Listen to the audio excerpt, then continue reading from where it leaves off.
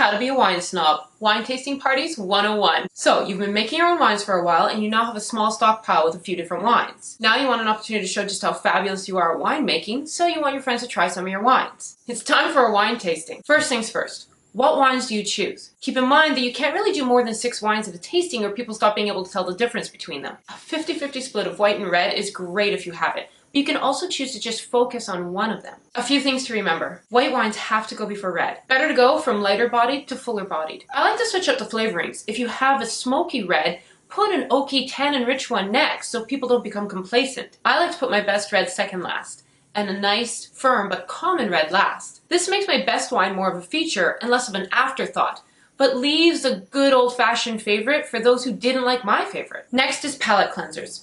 People often make the mistake of using spiced meats or cheeses and other strongly flavored foods, but this often interferes with the flavor of the wine. Neutral bread and crackers without salt is great for white wines. For reds, you'll need to clear away the tannin, so most professionals use rare roast beef, not medium rare, and grabber olives. Now to sound the part. You don't need to go into crazy detail. Many wines read like romance novels, but most people only catch a few of the flavors. Here are some hints. Is it oaky? If reds, are the tannins heavy, chewy, or barely there? If white, is it dry or sweet? Is it minerally? Is it a fruit-forward wine or more old world? What are the 2 most distinct flavors or qualities of this wine? That's it!